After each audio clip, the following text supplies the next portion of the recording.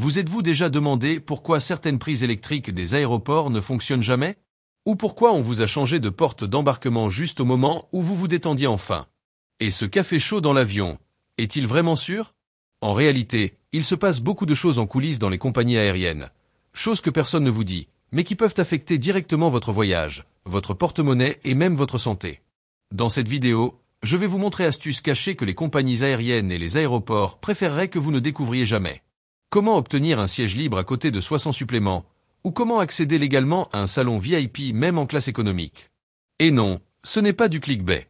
Ce sont des stratégies réelles et éprouvées, peu connues, et que vous pouvez commencer à utiliser encore aujourd'hui.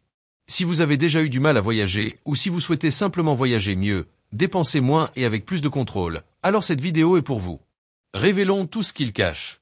Et au final, vous ne verrez plus jamais le transport aérien du même œil. Viens avec moi. Avez-vous déjà été assis dans un avion bondé où vous pouviez à peine bouger et regarder avec envie la personne assise à côté d'elle? On dirait que c'est de la chance, non?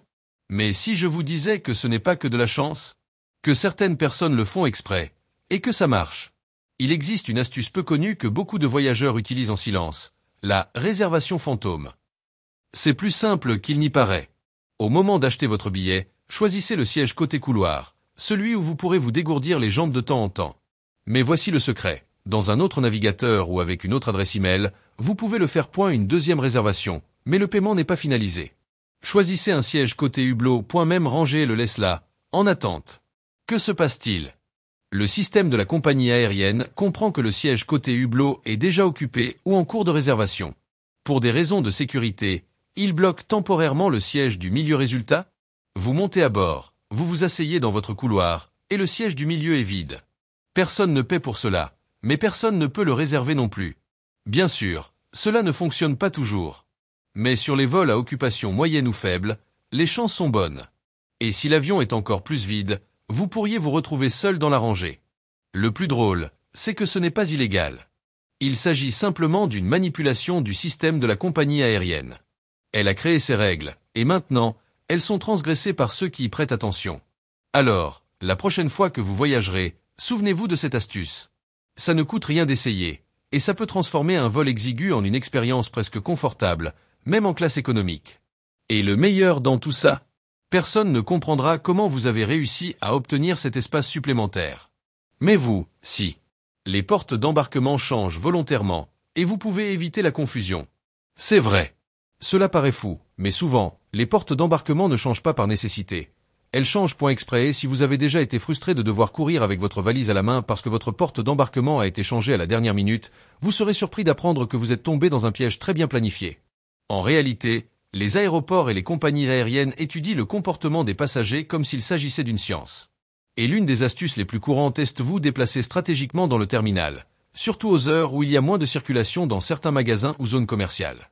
Lorsque votre vol est décalé, vous êtes obligé de traverser des couloirs, des vitrines, des restaurants, des boutiques duty-free, et plus vous marchez, plus vous risquez d'acheter quelque chose sur un coup de tête. Ce n'est pas une coïncidence. C'est un calcul. Et puis vient la question, comment éviter ce mouvement? La plupart des gens se fient uniquement au tableau de bord des aéroports, mis à jour avec un certain décalage. Mais vous pouvez prendre de l'avance en utilisant le site officiel de la compagnie aérienne ou des applications comme FlightAware, App in the Air ou même Google.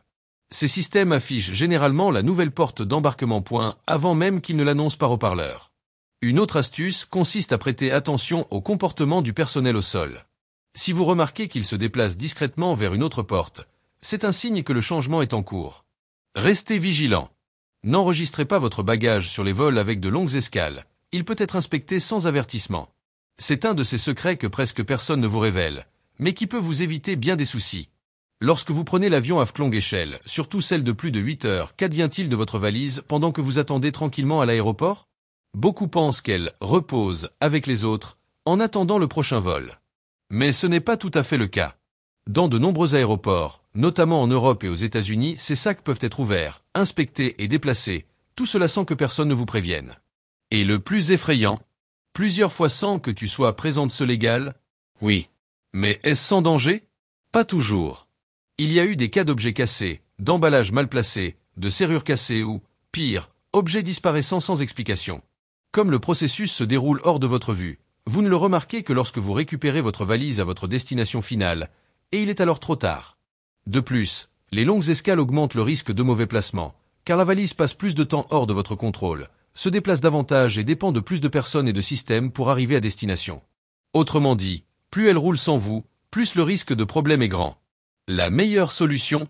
Dans la mesure du possible, voyagez uniquement avec un bagage à main, surtout sur les vols avec de longues correspondances.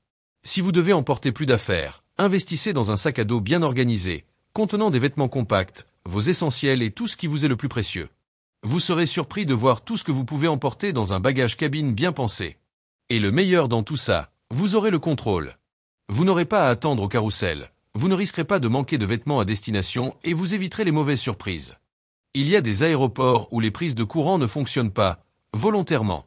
Avez-vous déjà essayé de recharger votre téléphone à l'aéroport et constaté qu'aucune prise ne fonctionnait? Ou pire, vous êtes tombé sur cette petite table avec plusieurs prises, vous êtes emballé, et rien? Cela peut sembler un manque d'entretien, mais la vérité est bien plus stratégique et quelque peu irritante. Certains aéroports, notamment les plus fréquentés d'Europe, désactivaient volontairement certaines prises. C'est vrai. Ce n'est pas de la négligence. C'est de la tactique. Pourquoi? Parce que moins les gens restent immobiles, plus ils bougent. Et plus ils bougent, plus ils voient des magasins, plus ils sentent la nourriture, plus ils dépensent de l'argent. C'est une sorte de bousculade silencieuse. Ils savent que si vous trouvez une bonne prise et un endroit confortable, vous vous asseyez, vous vous détendez et arrêtez de consommer. Maintenant, si vous avez 8% de batterie, pas de place pour recharger et que vous êtes fatigué, vous finirez par aller dans un café juste pour utiliser la prise cachée dans un coin. Et voilà, vous avez commandé un cappuccino dont vous n'aviez même pas envie. Et le pire, c'est que beaucoup de gens se culpabilisent, pensant que c'était de la malchance ou qu'ils n'avaient pas l'air bien. Mais en réalité, on vous a manipulé. En silence.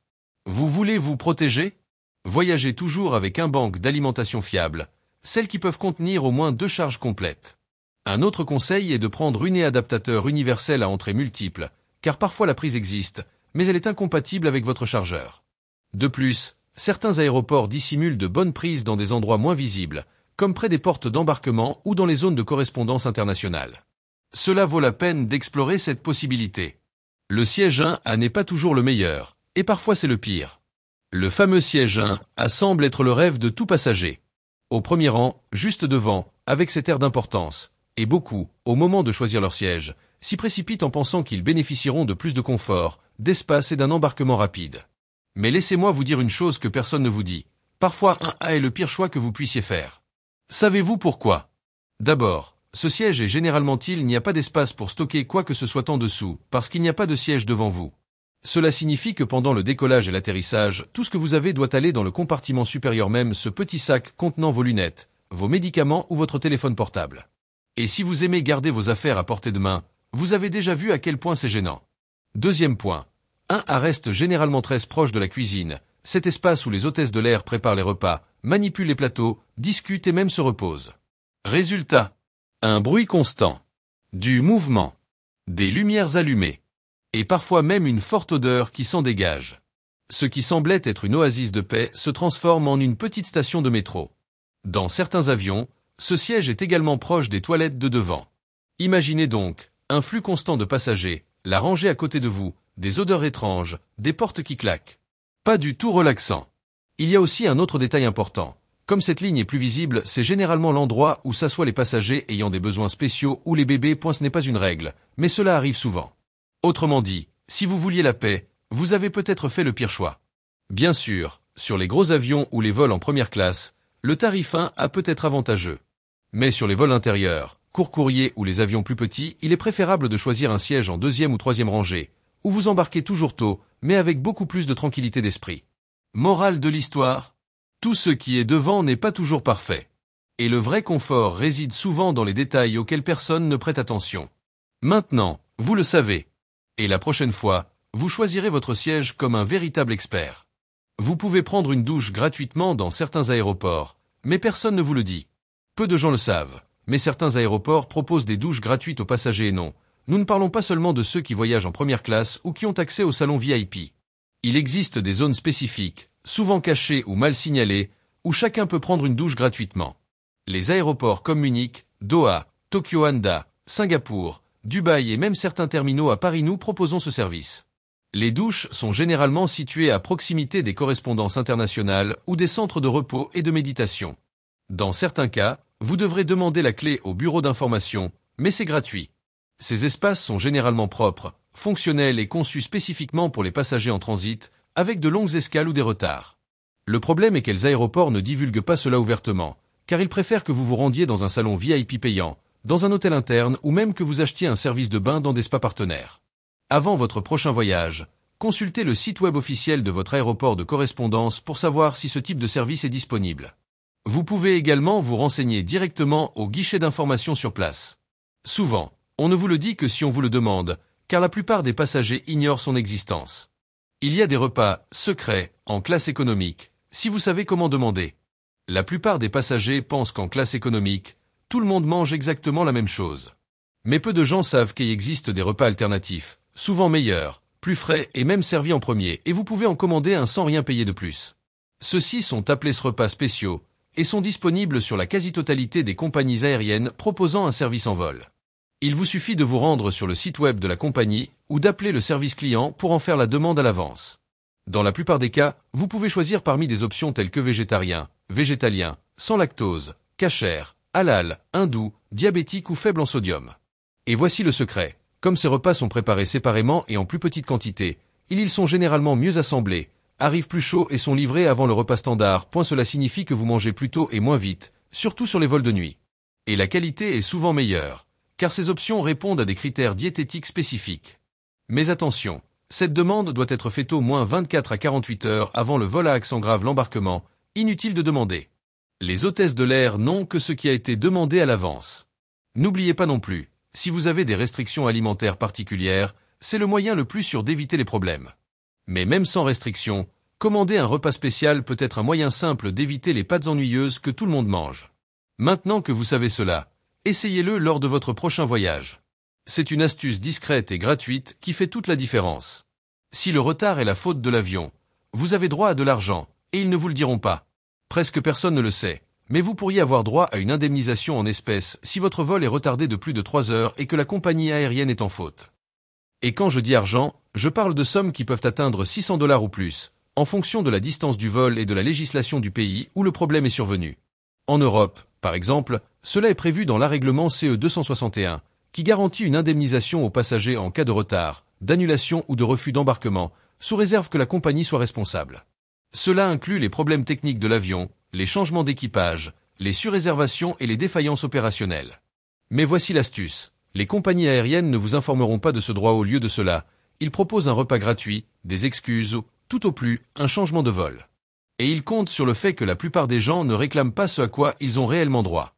Le processus peut être effectué directement auprès de l'entreprise, mais de nombreuses personnes préfèrent utiliser des plateformes telles qu'AirHelp, Flightright ou Demandeur, qui s'occupent de tout pour vous et ne vous facturent que si votre demande est acceptée.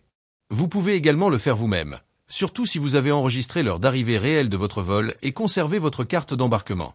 Important, les retards causés par des conditions météorologiques extrêmes ou des grèves externes ne sont pas indemnisables.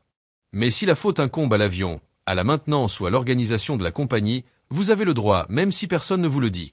Vous pouvez accéder au salon VIP, sans payer, légalement. La plupart des gens pensent que les salons VIP sont réservés aux détenteurs d'une carte noire, aux voyageurs en classe affaires ou aux détenteurs de miles. Mais la vérité est qu'il existe des moyens tout à fait légaux d'accéder à ces salles sans rien payer et sans avoir à être millionnaire. De nombreux aéroports ont salons VIP qui permettent l'entrée grâce à des accords, des partenariats ou des conditions qui ne sont pas largement diffusées, et c'est là que réside le secret. Certains d'entre eux, par exemple, offrent un accès gratuit pendant certains moments de la journée, surtout quand il y a moins de monde. Présentez-vous bien habillé, avec une attitude polie, et demandez directement s'il y a du monde. Toute promotion active ou s'il est possible de payer un montant symbolique au moment. Dans de nombreux cas, ils vous laissent entrer sans exiger de carte spéciale, surtout si le vol est proche. Une autre possibilité est d'utiliser d'applications comme Lounge Buddy ou Priority Pass, mais le détail est que certaines cartes de crédit européennes offrent un accès gratuit à ces salons à votre insu. De nombreux passagers ne savent même pas qu'ils bénéficient déjà de cet avantage et passent à côté de l'occasion de l'utiliser. Il est conseillé de vérifier auprès de votre banque. Et ce n'est pas tout. Certaines compagnies aériennes vous permettent de laisser passagers de la classe économique entrent dans le salon VIP s'ils sont en escale longue ou sur des vols internationaux avec échelle. Ce type d'avantage n'apparaît pas sur le site web, mais peut être débloqué. Si vous commandez au comptoir de la compagnie aérienne ou à l'aéroport à l'avance. En d'autres termes, l'accès au salon VIP n'est pas aussi exclusif qu'il y paraît. Il s'agit plutôt de savoir où demander, quand arriver et quoi chercher la prochaine fois. Au lieu d'aller directement à la porte d'embarquement, renseignez-vous. Vous pourriez attendre votre vol avec des sièges confortables, des plats chauds et un vrai Wi-Fi, tandis que le reste du terminal ignore toute cette possibilité. Ne buvez pas d'eau dans l'avion, ni celle des toilettes, ni celle du café. C'est un de ces avertissements qui semblent exagérés, jusqu'à ce qu'on découvre la vérité.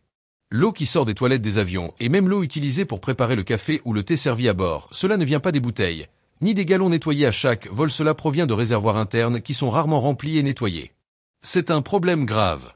Plusieurs inspections ont déjà montré que ces réservoirs accumulant bactéries, champignons, restes minéraux et même traces de coliformes fécaux. Oui, vous avez bien lu. Dans certains cas, l'eau utilisée pour préparer votre thé peut avoir séjourné des heures dans des canalisations sales, avec des sédiments qui s'accumulent vol après vol. C'est pourquoi ne faites pas confiance aux boissons chaudes préparées à bord, sauf si vous êtes certain qu'il s'agit d'eau en bouteille, ce qui est rare. Le plus sûr est d'apporter votre propre bouteille d'eau vide et de la remplir après avoir passé le contrôle de sécurité, à une fontaine à eau fiable ou à une source d'eau filtrée dans le terminal. Évitez également de vous brosser les dents avec l'eau des toilettes de l'avion. Elle n'est pas potable. Utilisez une lingette humide ou un bain de bouche, et si nécessaire, ayez toujours une bouteille sur vous. Maintenant que vous savez cela, réfléchissez à 2 fois avant d'accepter un café fumant servi avec le sourire. Parfois, ce qui semble inoffensif peut être lourd de risques invisibles. Voyager en avion peut sembler banal, mais les aéroports et les compagnies aériennes regorgent de secrets, d'astuces qui jouent souvent contre le passager plutôt que pour lui. Aujourd'hui, vous avez découvert certaines de ces vérités cachées, et vous disposez désormais d'outils dont la plupart ignorent l'existence. Chaque astuce que vous avez apprise ici n'est pas une simple curiosité. C'est un véritable avantage. Elle peut vous aider à économiser de l'argent, à protéger vos biens, à éviter le stress et même à prendre soin de votre santé. Si vous avez aimé ce contenu, abonnez-vous à la chaîne dès maintenant, car chaque semaine, de nouveaux conseils, des alertes importantes et des stratégies que personne d'autre ne vous dévoile. Et je veux vous voir prêt pour votre prochain voyage. Dites-le moi dans les commentaires. Laquelle de ces astuces connaissiez-vous déjà? Et laquelle vous a le plus surpris? Discutons-en. Votre expérience peut aussi aider les autres. À bientôt pour la prochaine vidéo.